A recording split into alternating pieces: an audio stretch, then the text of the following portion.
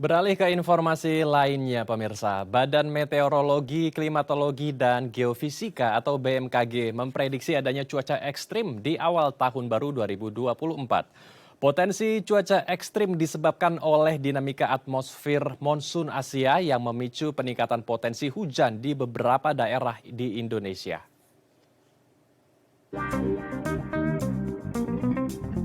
Badan Meteorologi, Klimatologi, dan Geofisika mengeluarkan peringatan dini cuaca ekstrim di sejumlah wilayah Indonesia pada 31 Desember 2023 hingga 6 Januari 2024. BMKG menerangkan beberapa wilayah akan mengalami hujan sedang hingga lebat terjadi di Aceh, Sumatera Utara, Sumatera Barat, Riau, dan Lampung. Kemudian untuk periode 3 hingga 6 Januari 2024, wilayah yang berpotensi mengalami hujan sedang hingga lebat terjadi di wilayah Banten, DKI Jakarta, khususnya di bagian selatan yang berbatasan dengan Tangerang dan lainnya. Masyarakat diimbau untuk waspada dan berhati-hati terhadap bencana hidrometeorologi, seperti banjir, tanah longsor, angin kencang, dan pohon tumbang yang diakibatkan oleh fenomena ini. Ya, untuk membahasnya lebih lanjut, kita telah terhubung langsung dengan Andri Ramdhani selaku Kepala Pusat Meteorologi dari BMKG. Kita langsung sapa narasumber kita. Selamat siang Pak Andri, Assalamualaikum. Apa kabar Pak? Waalaikumsalam, selamat siang, salam sehat selalu. Baik, kita langsung saja membahas tentang potensi cuaca ekstrim yang akan kita hadapi sesaat lagi atau sebentar lagi. Karena kita tahu di daerah Jabodetabek ini sudah mulai masuk musim penghujan ya. Tetapi masih ada beberapa daerah yang mengalami musim hujannya sebentar saja meski lebat. Dan di satu sisi di beberapa daerah lainnya, di penyangga terutama, cuaca musim hujannya itu sering dialami warga di sana. Apakah ini memang normal atau ada fenomena tertentu Pak Andre? Baik, perlu disampaikan bahwasannya periode Januari ini, Februari ya, ini wilayah Jabodetabek dan termasuk DKI ya, kita fokuskan, sudah mulai memasuki musim hujan. Nah, tentu intensitas ya, dan durasi tiap-tiap wilayah berbeda-beda. Nah, saat ini memang betul yang disampaikan tadi di selatan Jabodetabek seperti wilayah Bogor, misalkan ada Depok dan sekitarnya ya, Kota Bogor, Dunia Cianjur, sering sudah mulai sering ya terjadi hujan dan intens ya. Nah, tetapi ini di bagian tengah, kemudian di utara Jakarta gitu kan, barat. Tadi seperti disampaikan betul, sebentar-sebentar, kadang lebat dan juga kadang bahkan masih cerah berawan. Nah, tentu ini ada beberapa faktor dinamika tersebut. Pertama, di Januari Februari ini, Januari utamanya mulai aktifnya monsun Asia ataupun kalau kita lihat adalah angin baratan gitu ya, yang di mana angin ini membawa massa udara basah dari daratan Asia masuk ke wilayah Indonesia, khususnya di selatan ekuator masuk di Pulau Jawa dan sekitarnya.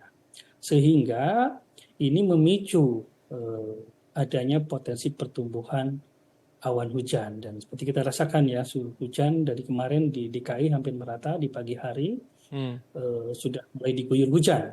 Lalu juga ada fenomena lain yang menyertainya, misalkan ada MCO atau Medium Joule Oscillation, itu juga berkontribusi, berasosiasi terhadap pembentukan awan hujan. Ada gelombang Rossby juga, dan tentu juga diperkuat terbentuknya pola pertemuan angin ya, dan belokan yang membentuk itu tadi ada wilayah konvergensi, sehingga yang perlu diwaspadi saat ini adalah di wilayah Sumatera, Jawa, dan Kalimantan yang ada potensi cuaca ekstrim. Kami pun kemarin mengupdate rilis ada bahaya potensi cuaca ekstrim yang sebelumnya kami rilis di hari Sabtu tanggal 30 Desember, kami rilis kembali tanggal 3 kemarin terkait wilayah-wilayah yang perlu diwaspadai adanya potensi cuaca ekstrim. Nah, ini dikonfirmasi dari data kami kemarin hari tanggal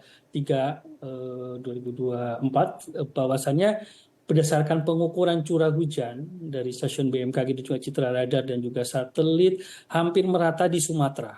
Kemudian juga di wilayah tadi sampaikan di Kalimantan dan juga di Sulawesi dan Papua. Lalu yang Jawa sudah mulai masuk, ini sudah mulai yang ekstrim ya. Dimulai di Jawa Barat bagian selatan, Banten bagian selatan, Jawa Tengah, DIY, Jawa Timur. Demikian, Mas, Baik, jadi itu update-nya. ya wilayah-wilayah yang mungkin pemirsa harus ketahui agar bisa meminimalisir berbagai dampak ketika cuaca ekstrim terjadi. Lalu apakah cuaca ekstrim ini juga akan memicu bencana hidrometeorologi dan akan ada bibit siklon tropis juga yang menyertainya, Pak Andri? Oke, baik.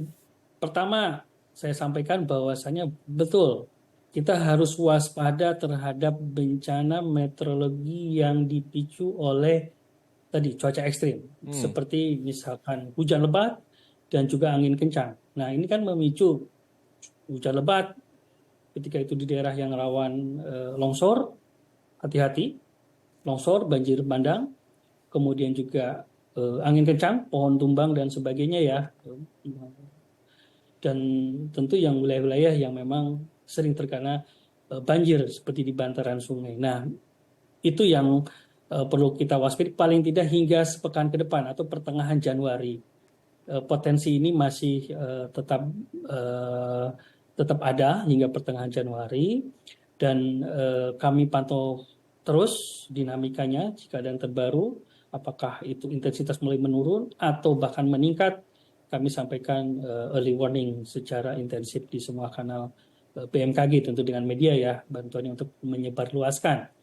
Lalu juga mungkin Mas, perlu kami sampaikan saat ini dalam rangka mengantisipasi dampak cuaca ekstrim di periode awal Januari hingga pertengahan, kami BMKG berkolaborasi dengan BNPB, BRIN dan dukungan TNI AU melaksanakan TMC, modifikasi cuaca.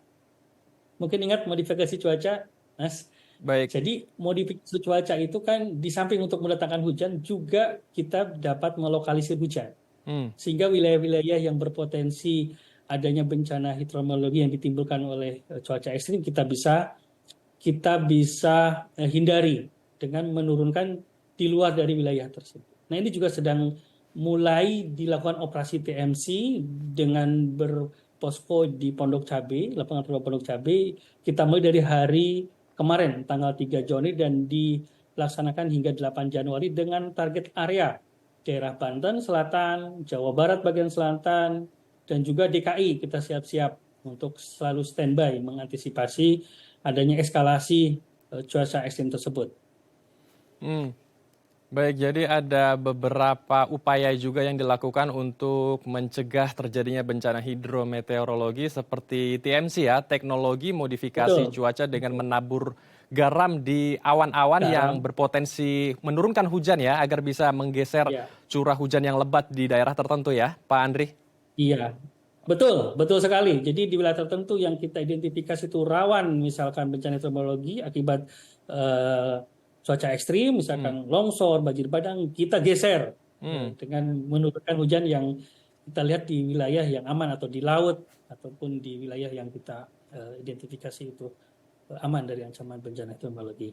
Baik, kalau cuaca ekstrim yang nanti akan kita hadapi ini apakah sebetulnya fenomena normal yang biasanya kita hadapi setiap awal tahun atau akhir tahun, atau sebetulnya ini salah satu gejala dari perubahan iklim karena pemanasan global, Pak Andri? Sebenarnya normal. Kita rasakan di bulan Desember, Januari, Februari adalah musim hujan.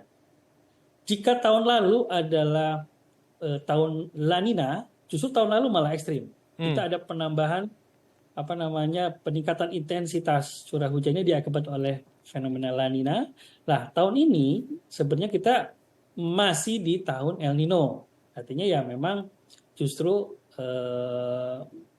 mereduce ya intensitas. Pun demikian, walaupun tidak se ekstrim tahun lalu, kita tetap waspada.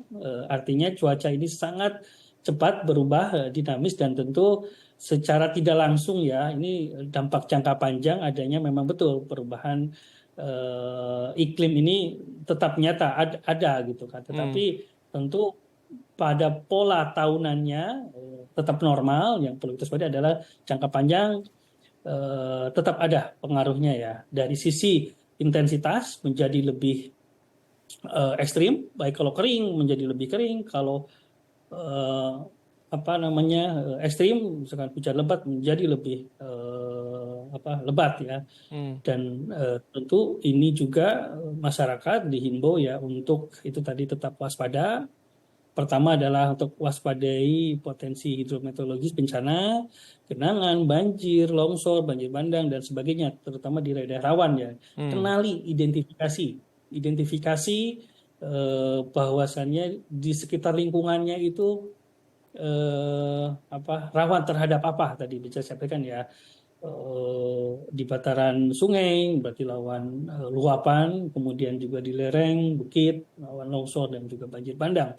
Dan tentu BMKG akan selalu menginformasikan secara real time jika ada perubahan dan dapat diakses ya melalui berbagai kanal informasi BMKG dan juga BMKG terdekat di setiap provinsi.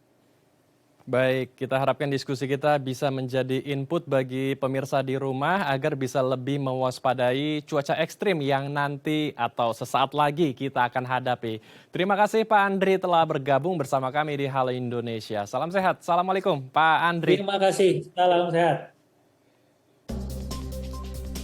Pemirsa, usai jeda kami masih memiliki berbagai informasi menarik lainnya. Tetap bersama kami di Halo Indonesia.